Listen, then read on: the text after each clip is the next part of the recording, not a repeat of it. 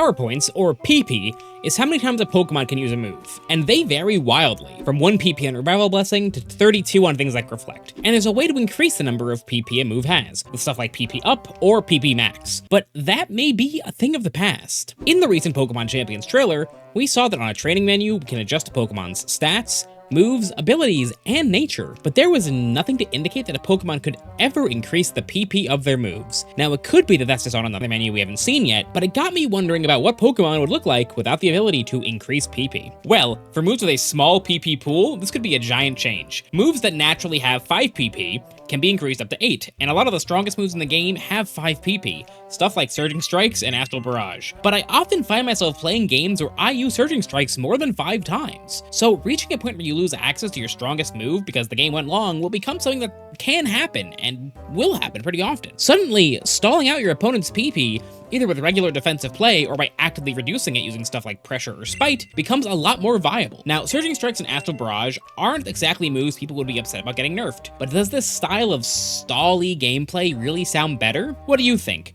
Should PP be smaller in Pokemon Champions, or should we be able to increase PP like we always have? Let me know in the comments.